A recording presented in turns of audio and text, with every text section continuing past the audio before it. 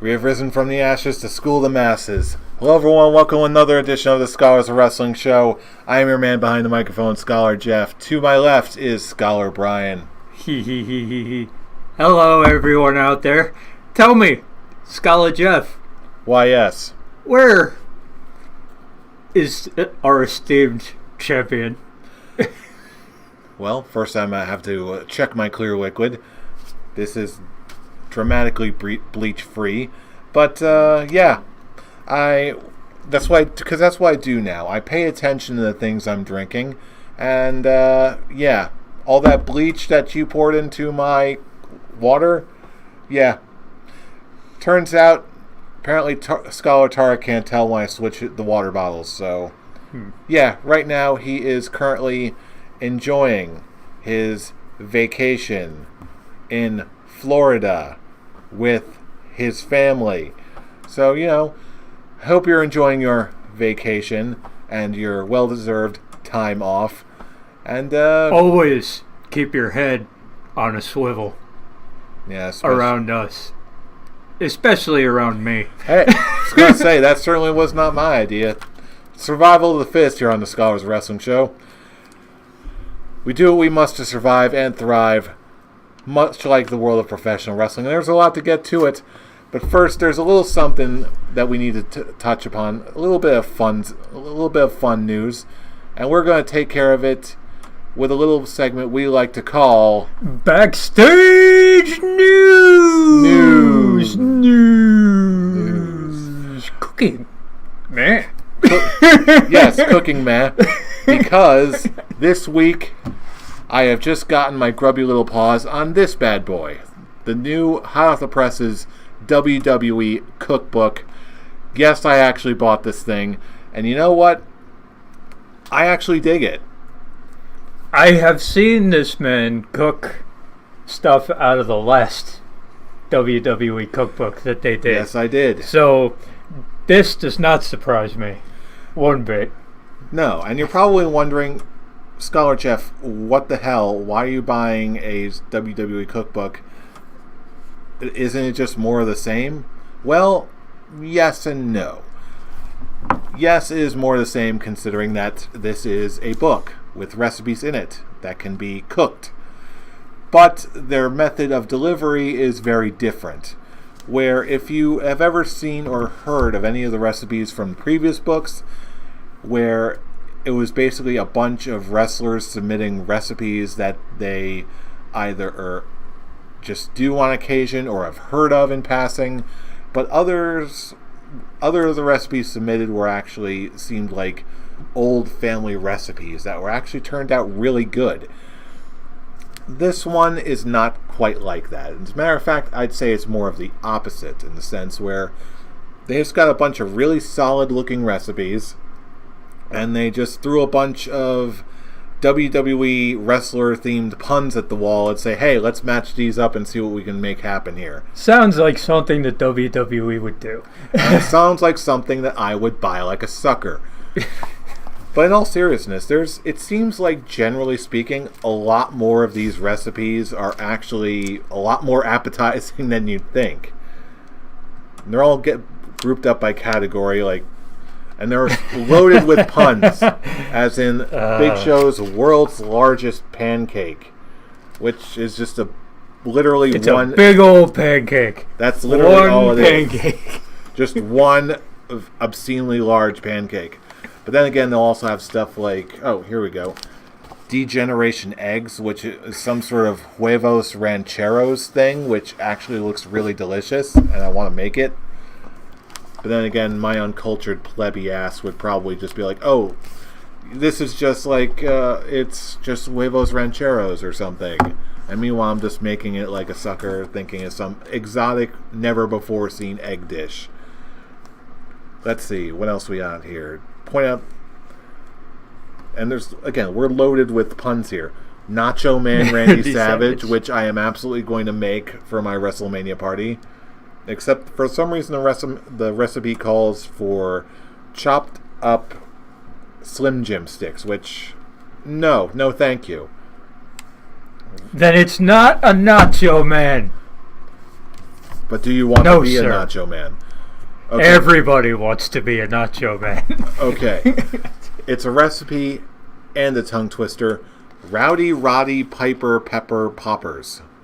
Say that 5 times fast. I'd rather not, but you know what? This is one of those recipes where you look at it and like, this actually sounds pretty good. Say that 5 times fast. Every time you mess up, you have to take a drink. It's a drinking game. That's it. This is why you're not invited to wrestling parties anymore. But it goes on. Alistair Black Bean Dip. Baked Brie Bella. Baked brie with cranial Brian sauce. Cactus pepper jack queso, which actually looks good. I will actually make this. Oh, what else? Salsa Banks. What else do we have? Aiden English muffin pizzas. I swear that's a dip. Hold on. Ayatollah of Capicola milk. Yeah. Which also looks quite good. Suplex City. The puns just keep on going. The Italian wedding soup. Goldberg lettuce wedge salad. That's not a pun. How dare you? Prawn Michaels. Which is based... Oh, hell yams. Stone Cold Steve Austin sweet potatoes. You can't make this stuff up, kids. Well, actually, I take that back because that's what they did. Oh, boy. What else? Brett Hitman Heartichoke Gratin. I mean, some of these are a little weak. DDPs. The list just goes on and on. Andre the Gyro. What does a Greek street food have to do with Andre the Giant? A Frenchman. Okay, Bob Backlund chicken wings. At least this one makes sense. Bob Backlund chicken wings. Here's the deal. They're chicken wings. They're just regular chicken wings. It just has the name of Bob Backlund on it. But with honey and sriracha and red chili flakes, these actually sound really good. Toppings. That's it. Still chicken wings. That's it. Braun Stroganoff. Yes. Jerry the King. This is a basic king crab leg recipe. Kane's fiery red chili of doom. Oh boy. Because fire. Oh, the club sandwich with au jus styles. Some of these, Bailey's chicken huggets, which is just a healthy homemade chicken nugget recipe. Even Bailey on Twitter, as soon as she saw this, was like, "What the hell is this?" Rikishi pork buns. Which do you understand the pun there? Okay, please tell me you do. The Portobello Twins, which is basically a recipe for stuffed mushrooms, which actually looks really good. I may make that one too. Brutus the Barber beefcakes, in what is probably the most obvious one here. Filet mignon with crabs Oscar. I don't get Krabska. I don't get it. Carmela mousse. This one had to be in there. John Cena Fruity Pebbles treats. Chalk that one up to things that just had to be there. Undertaker chocolate cake that is made with whole chocolate bars, which actually looks really good. Do we have ice cream bars? I am not seeing ice cream bars. However, later on, there is actually a recipe for an ice cream shake. Truffle H. Truffle H. Of course. Becky Lynchburg Whiskey Blarney Stone. Want it. Because Irish. Yeah, basically it's an Irish whiskey cocktail. Want it. The Becky or the Becky or the cocktail? Both are fine. Fair enough. Eddie Guerrero's Latino heat. Yeah, there's a surprising amount of alcoholic beverages here. Yeah. Seamus Shamrock Shake, which is made with a can of Guinness Stout, heavy cream, chocolate chips, 2 scoops of mint ice cream.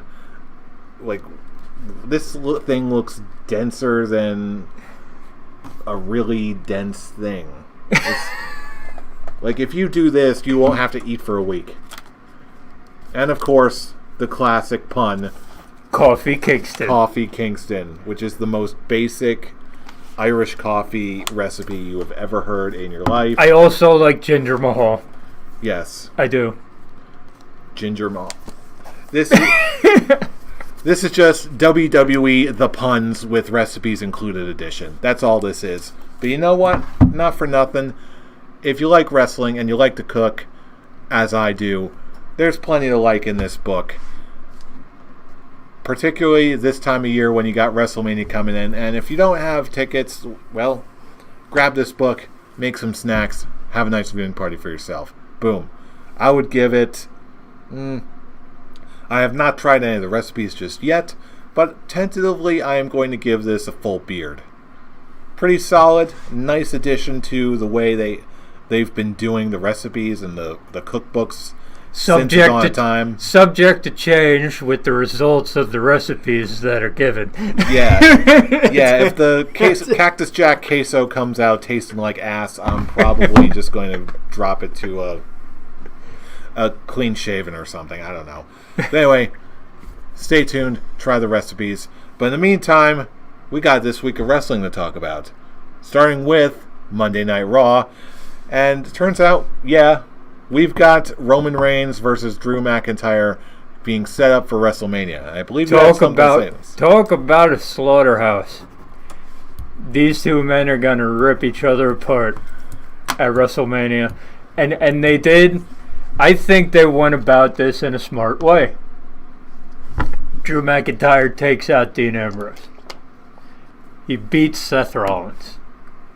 Takes out Dean Ambrose again. Then comes out and starts talking about Roman Reigns' wife and kids. That's a no-no. Any man worth his salt would do what Roman Reigns did. Get up in his face and take him down with many, many hits. This is basic storytelling here. Very basic stuff going on.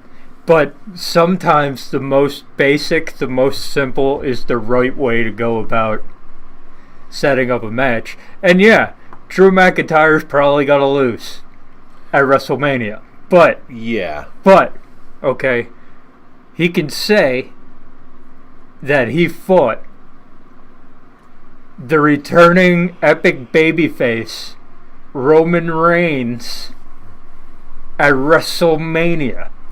It's still a step up from where it used to be. It's not just a step up. Whether we like it or not, the WWE is touting Roman Reigns as the face of their company. They trust this man enough now. Where 3 years ago, could you have ever seen this happening? No, I couldn't have. They trust him enough.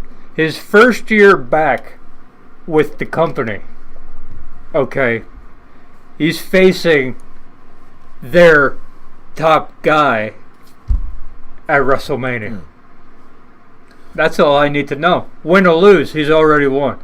That's it. Yeah, and even if he's not the guy right now, I personally feel like way more heat and attention is going on to Becky Lynch and Kofi Kingston, and at least in the shorter term. Though he is still remaining a figurehead of just power and dominance and just that top-tier talent, in that sense, you're absolutely right. Drew McIntyre is the absolute perfect guy for a role like this. Yeah, he'll probably go on third or fourth, but this is gonna be this is gonna be right after the technical marvel that whoever gets that match. This is just gonna be a fight. Yeah, and it's pretty basic. Okay, we know who's gonna win here. You can try to spruce it up any way you want. Roman Reigns is not losing his first WrestleMania back from cancer. It's not happening. But, as I said, you get the rub just by being in the ring with that guy at WrestleMania. He beat The Undertaker at WrestleMania. Okay? He's He is who the WWE considers their top guy. Top guy. Okay, that's it. But I see what you did there. Yeah. So, Drew McIntyre getting that spot at WrestleMania, there's no bad here for me. Just by being in the match, he wins. As long as it's not like an epic squash, don't do that. Then you hurt him. But if there's any kind of even keel to this match, here, Drew McIntyre's already won. Yeah. And considering that how many matches they're going to put together on this card, even if this is a little bit on the brief side, which I don't think it necessarily will be, it'll probably be at the right pace that just as it needs to be. Now, that one's pretty much straightforward, but I'm really curious to know what you thought about this, because this seems to be a very polarizing match from this past week. And I'm talking about the Women's Beat the Clock Challenge between Ronda Rousey, Becky Lynch, and Charlotte Flair. I don't mind the idea of the match. I don't like that it basically buried the Riot Squad. That they chose those three. It's like I'm certain you have other females on Raw. And I'm certain of it. You know it. Okay. And you know what? That's the one thing that I feel like no one has said. They backed themselves into a corner. Okay. Because Alicia Fox isn't going to be on TV because of that Arn Anderson bullshit. Showing up drunk to shows or whatever. Okay, fine. They backed themselves into... I would have accepted Dana Brooke in this role. But they blew their load on that last week. With Ronda Rousey ripping her arm out of a socket.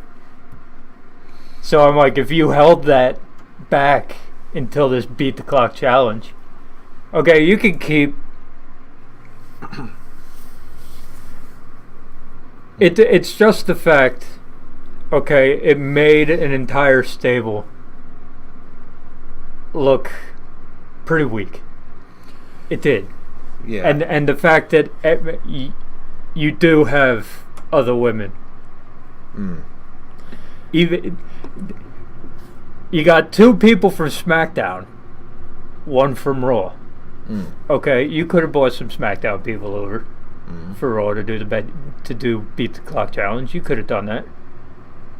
Easy, simple enough. But you're basically ruining.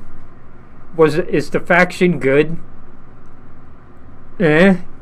But I like the Riot Squad just fine. I'm like, you're not giving me reason to want them to be on my TV when I'm watching, and every time you do something like this, they drop a little bit further down. That's it. That's just the way my head works. So I like the idea behind the match. A Beat the Clock Challenge, fine. Gives them something to do. I don't like their decision for the opponents. And not even that.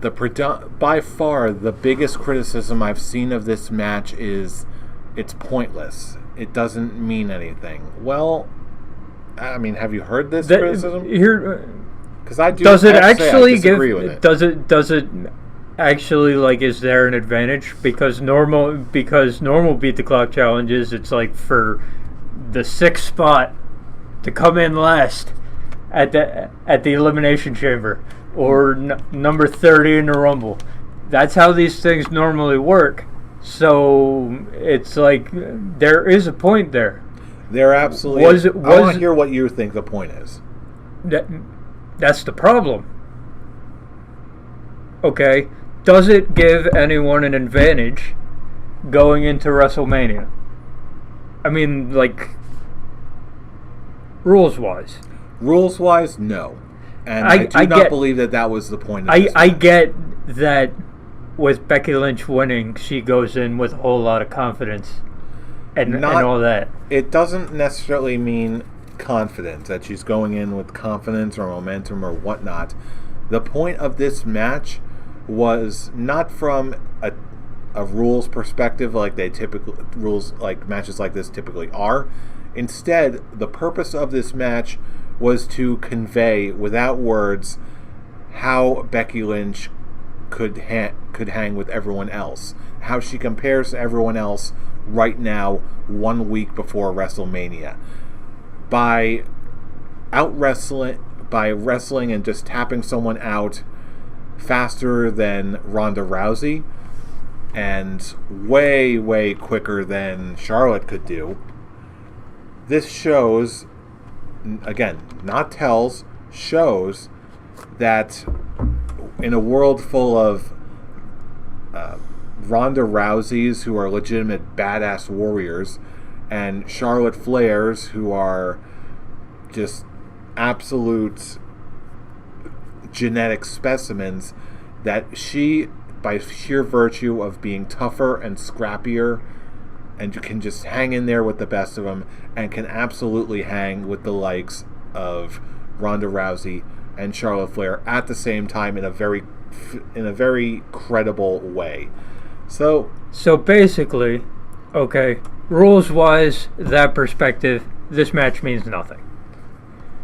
From a rules perspective, story-wise, yeah. And that it actually means a lot. It really does.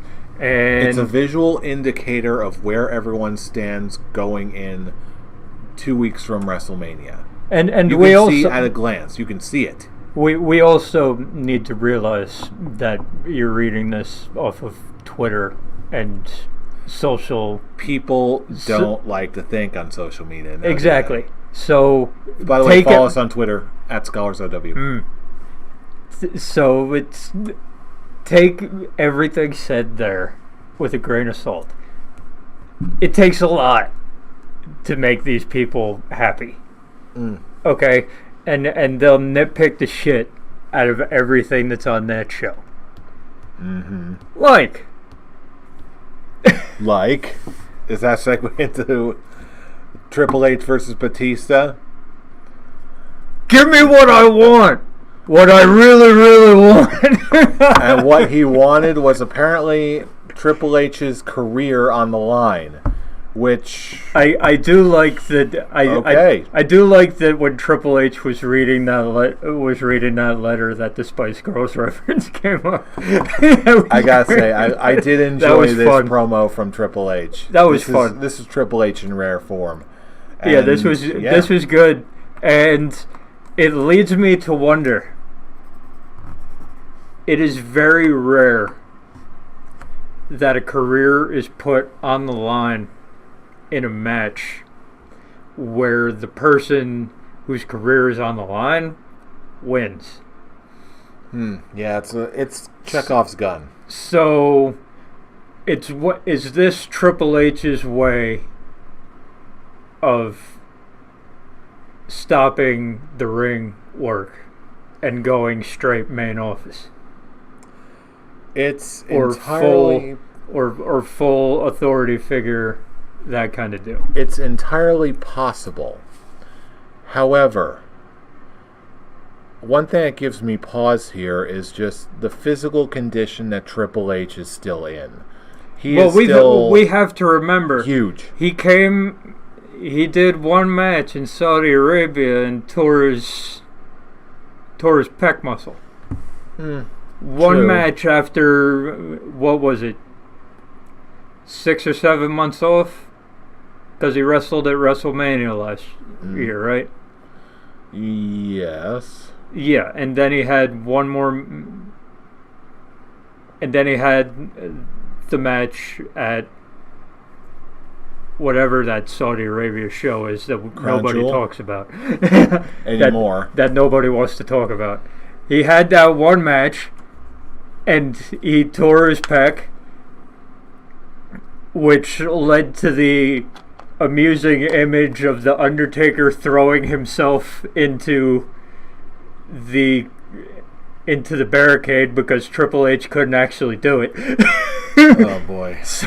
So it's like maybe that one match was the thing that said, you know what? Time to hang it up. Maybe that's it. Maybe it's done. I can't stop working out and lifting because that's not how I roll. So I'm always going to look like this. But maybe it's time to hang up the boots. Yeah, I feel like that what you're saying makes a lot of logical sense. However, it's that idea it's of also Triple H's ego to, like, if he does, let's say he does do this months from now. It's also hold that thought. It's also, do you really want to give that spot to a guy who's coming in for a one and done? Because Batista's going back to do Guardians, he's going back to movies. I'm pretty sure this is a one and done. Do you really want to give the spot of the person who retired Triple H to a one and done? You might want to do that, considering A, you're a good friend of Triple H, and B, you're also, by the time WrestleMania rolls around, you're only a couple weeks away from the movie event release of the year, really, in Avengers Endgame. So it's one of those. I can honestly say I have no idea what's going to happen here. Yeah. It could go either way. There's pros and cons to either side. It's one of the, they're making, if there's one match that needs to be not obvious. Okay, it feels like there's a lot of obvious on this card. Obvious stuff that's going to happen. It seems like there's a lot of it. So, if there's one match that you want to go in where it's like, I don't know, I have no idea what's going to happen here, this is probably the best one for it. Okay, you got the celebrity guy coming in for a one and done with a movie coming out, a big movie coming out. You've got the authority figurehead of Raw and pretty much the company in a match. It's like, this is one where it's like, I have no idea what's gonna happen, and I'm perfectly okay with that. That's good. Yeah, this one's gonna be, just with that one stipulation alone, I am just twice as interested in this now. It threw everything off because it's like Triple H wins. That's it. Done. You're like, okay, Batista whatever. attacked Ric Flair on his birthday, at his birthday party. How does Triple H not win? I want you to put your career on the line. Well, shit. Well, I guess we're going to have to go back to the drawing board on that one, won't we? But anyway, that was not the only surprise this week. As we move into the events of SmackDown Live, when you think about it, when you really think about it, okay, I don't think this was as surprising as a lot of people. I don't think this should have been as surprising as a lot of people took it. Okay, there was no build-up. There was no build-up to an Asuka match at WrestleMania. None. None whatsoever. As soon as Charlotte Flair came out on SmackDown, I was like, they're doing it. It's happening. It wasn't just that direct for me. It was just like, it was a slow realization. It was like, okay, Asuka match, all right. Wait, is that Charlotte's music? Wait, they're not doing what I think they're doing, are they? No. 1, 2, 3. And wow. Then no, it's like, really? No. And then you think about it. You think about the implications going forward, and you're like, you know what? Yeah, do it. Okay. Specifically speaking, what implications are you referring to? Ronda Rousey is the Raw Women's Champion. Charlotte Flair is a SmackDown Women's Champion. I think we're looking at a title unification here, man. I think we're looking at it. I have heard that. I feel that result. I am all for that result. I feel like they saw the success that the women's tag team titles have had being all brand. So they're like, and Becky Lynch and Charlotte Flair are SmackDown superstars as is. They're basically invading to have the Raw title match. So it's like, I feel like they're setting up for the women to just be cross-brand. You know what? As much as I would love that, and I can very easily see them doing that, and then the women's tag titles was more of a proof of concept that the women could gravitate to one show or the other. At this point, as strong as a possibility that is, I feel like there's one equally possible outcome for this whole thing, and that is going for the 4 horsewomen ending at the end of WrestleMania, where Becky Lynch beats Ronda Rousey. She has the Raw Women's title. Obviously, Charlotte is able to hold up the Raw Women's title. And then you've got Bayley and Sasha Banks retaining their titles, the women's tag titles, so that all 4 of the 4 horsewomen end the show, hands raised high, belts in hand. And that would be WWE progressive and great. That would be a good ending too. This both is just equally possible. This is just my need to see Becky Lynch on both shows. I cannot argue against that. Which is, she's basically doing that. She's basically doing, but let's be honest. After WrestleMania, it's gonna go back to quid pro quo. If they do it like you say, so either way, it's a good ending. Yeah, I hope it's unified. I hope the belt's unified. Either get Becky Lynch as the unified champion, or you get the 4 horsewomen ending, which they've kind of been building up with the UFC thing with Ronda Rousey and Shayna Baszler and the other 2, and etc. Yeah, so either way, the women come out smelling like roses from WrestleMania. There's almost literally nothing they can do. Well, there's some things they can do to screw it up.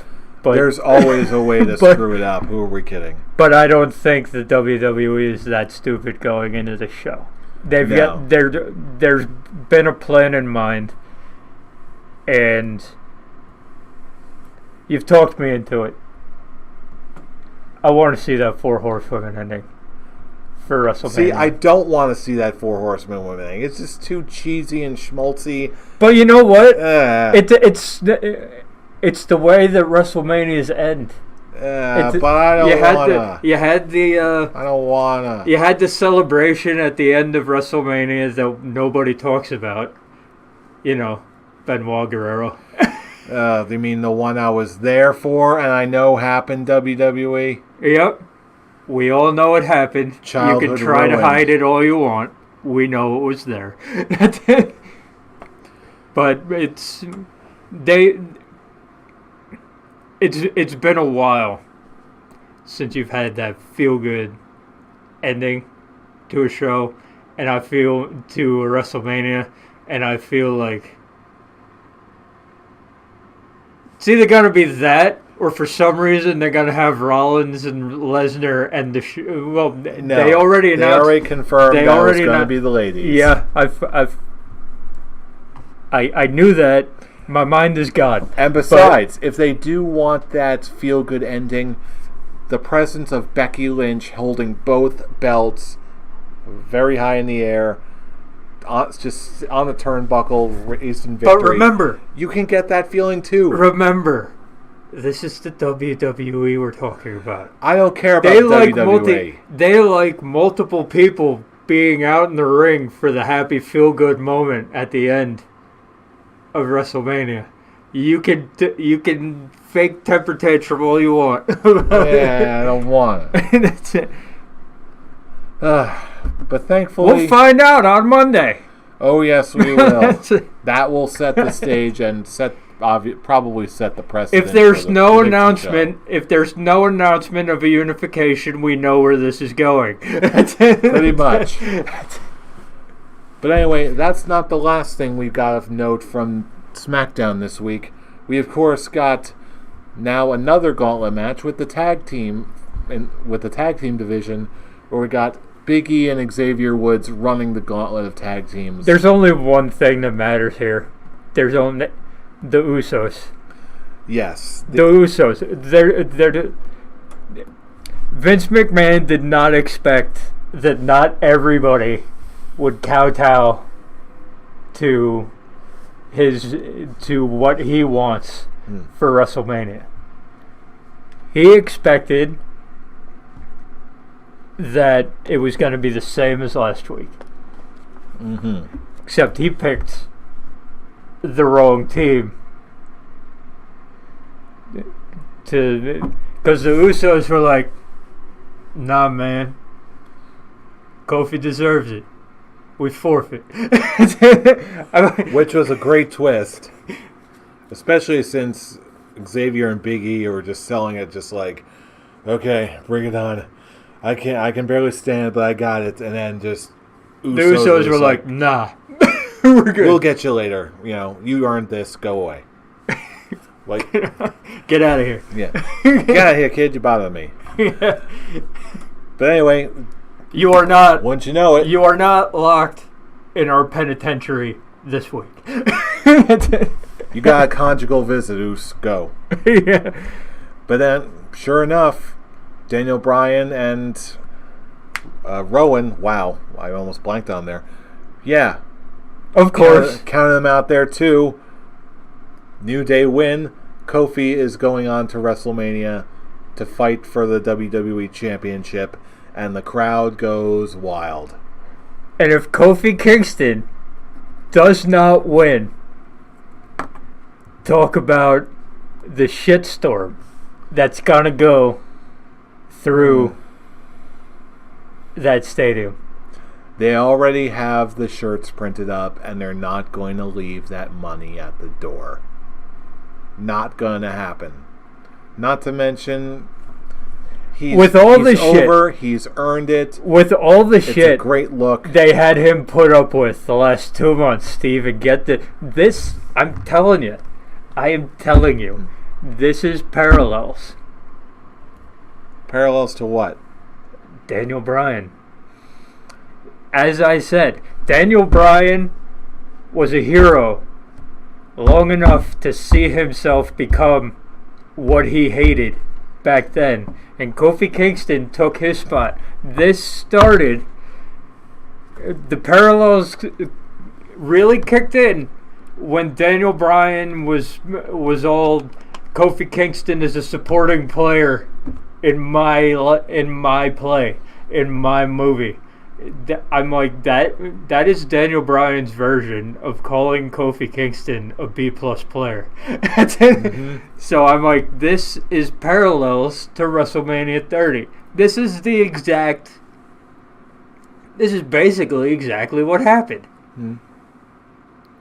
So the only thing you can do here, okay, Kofi's got to win.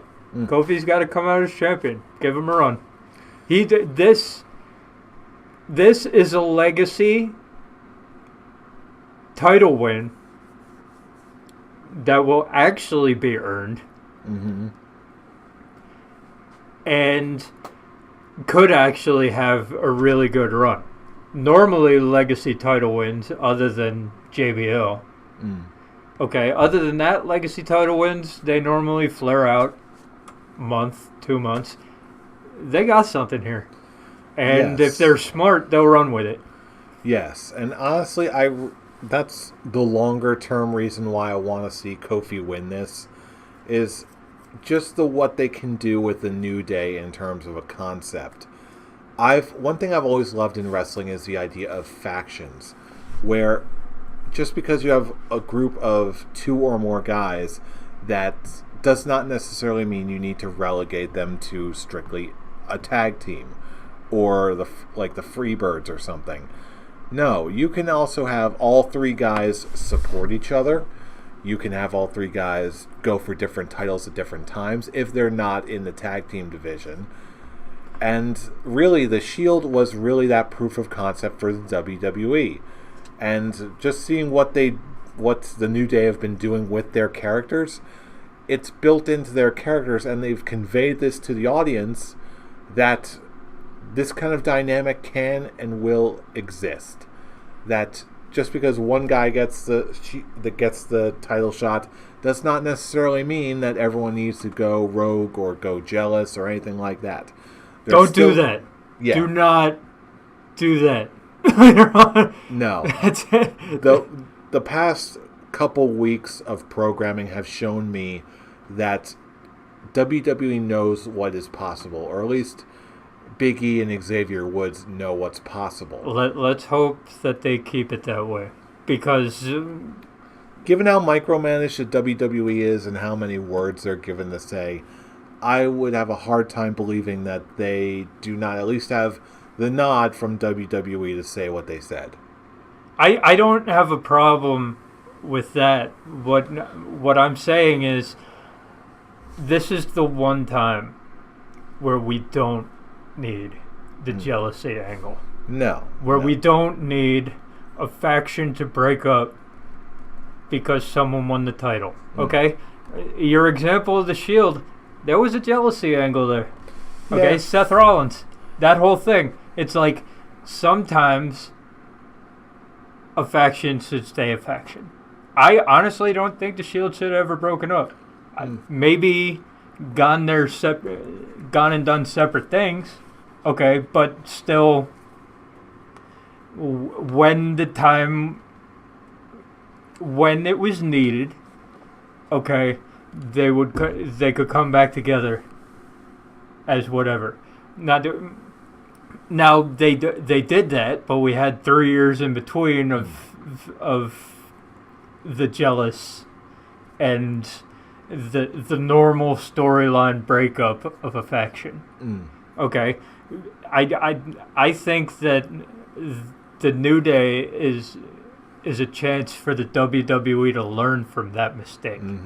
Okay, I think that the Shield could have been 3 separate guys doing 3 separate things, still as a single entity. They could have done that. You still could have had the Roman Reigns thing. You still could have had the Seth Rollins thing. You still could have had the Ambrose thing. Okay, but they're still one all entity. Instead of whatever that was from 14 to 16. 17. Whatever. It turned out to be good for all 3 of them. I just think there was a way you could have done that and still had the faction going. And this is the chance. That's it, exactly. This is the chance for the WWE to prove that they can do something different, not have someone get jealous and bust up the group. Because they got a good thing going here. The New Day is money, and everybody knows it. Exactly. So all this talk about Big E turning heel during the summer, don't buy it. Don't do that. Don't buy it. Don't do it. Not wise for anybody. Here's the deal. I buy it. I don't want it. I buy that the WWE would do it. I don't want it. This is the chance to prove that you can have a faction that works well together, that doesn't get jealous, okay, and can go off and do their separate things, but still support each other. You've got Xavier Woods and Big E as the tag team. You've got Kofi Kingston as the world champion. Boom, that's it. That works. Done. We don't need jealousy. Yeah, Big E will have his time. Xavier's not that kind of wrestler. Xavier will never be world champion. Let's get that out there right now. It won't happen. You can get that look on your face. I'm going to reserve this conversation for another time. See, the difference between Kofi and Xavier was Kofi was given a little bit of a run before, and the crowd was into it. Okay, so that's another reason why he's getting the shot now. I don't see Xavier Woods as a singles competitor the way that the WWE books him. I don't see it. I never will see it. It's not going to happen. You said two separate sentences, or it's two separate points. You said, I don't see it, and you also said, I never will see it. Those are two very different things. I completely understand you not seeing it now. And I agree with you. However, they're going to put Xavier Woods in the cruiserweight division if anything ever happens. That's what's going to happen. So if they do, then so we can be. I'm saying I don't. Putting him in the mid card is going to test him to see how far he will go. But I will absolutely put him at the very least in either the U.S. or Intercontinental titles. I'm putting him at the very most in the U.S. or Intercontinental title phase. More likely, said the same thing about Kofi, and look where we are. There was always a shot for Kofi once they put him. Yeah, he earned it, but Kofi Kingston and Xavier Woods are two completely different things here. Okay, Kofi Kingston has shown in singles competition that he can go with the likes of Randy Orton. Even with the stupid. Okay, he's shown that. Okay, the most Xavier Woods has shown is in a cruiserweight. That I can't see it. I can't. I can see Kofi Kingston. I can definitely see Big E. I can see Kofi Kingston. I can't see Xavier Woods. Technically, it was a hard time for me to see him as a tag team competitor. It was a hard time to get over him being anything other than a mouthpiece. Really? Yeah. It was a hard time for me to see him as more than a mouthpiece for Kofi Kingston and Big E. Okay. I don't know. But you still see him as a tag team competitor now. I see him as a tag team competitor. I see him as a cruiserweight competitor. I could maybe see him as a United States or Intercontinental title contender. I cannot see him as a world heavyweight title contender. Can't do it. You can try to justify it all you want. I can't see it. I'm not going to justify it now. I am saying that with Xavier Woods' talent, I will say that if they build him up the right way, he can be as credible of a threat as Big E and as Kofi Kingston is right now. I honestly don't. I can't. Well, as with many other things, I love the guy. Yes. I love everything he does. Okay, but you're not going to convince me that he's world heavyweight title material, ever. Please come to the East Coast Throwdown, Xavier. It'll be worth your while. Doesn't bother me. As I said, I love everything he does outside of the ring. Okay, and he's good in the ring.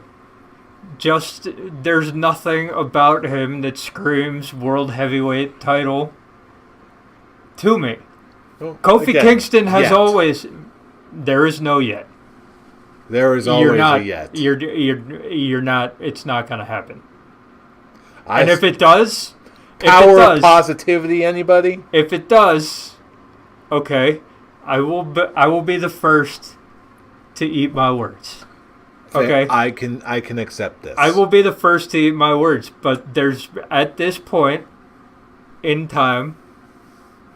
Okay, there is nothing that you can do or say that could get me excited about a Xavier Woods world heavyweight title run in any kind of future that we have. And even if that is in the future, let's be real here, that is still quite a ways off. Yeah, the real thing that's coming here is a Kofi Kingston title win, and that is pretty much everyone's prayers answered. Good enough. Pretty much. We're good. So anyway. It's going to be great. It's going to be great. So, bringing us full circle, Raw versus SmackDown Live, which, in your opinion, was the better show this week? SmackDown Live. No real comparison. I don't. Too much action. Too much fun. I don't think I have to go into anything. It was. The gauntlet match alone was what we talked about. Amazing. What we talked about for Raw were basically the only things that mattered. Everything else, a lot of filler.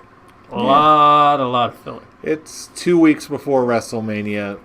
2 weeks before WrestleMania, a lot of filler. Next week is going to be the big blow-off and the go-home show. We're going to see a lot more. Let's hope. Because right now, Raw's looking mighty weak for the WrestleMania side of things. But then again, hey, next week is the go-home show. There's still a lot that can be shown. But anyway, that's what we think of this week in wrestling. That's what we think of the WWE Cookbook. Now we're tossing it over to you, our wrestling, listening, and viewing audiences.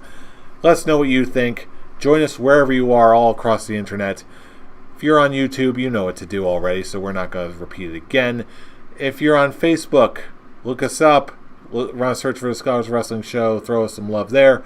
And if you want to join in the conversation, join us on the Twitter machine, starting with our main page at ScholarsOW for all the latest episode uploads.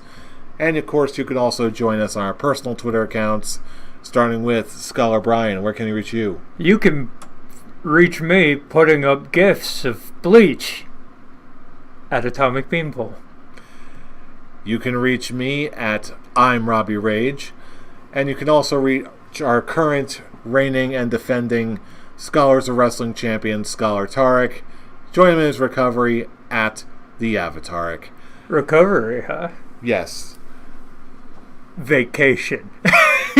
Hey, you know as well as I do that Tarek will not stay down for long. He's a champion for a reason. Yes. We might not like it, but it's there. But you know what? He's there, and so is the competition. But then again, you already knew that. Why? Because you already know who we are. We are the Scholars of Wrestling, and you have just been schooled. You're welcome. See you all for the WrestleMania prediction show. Ha!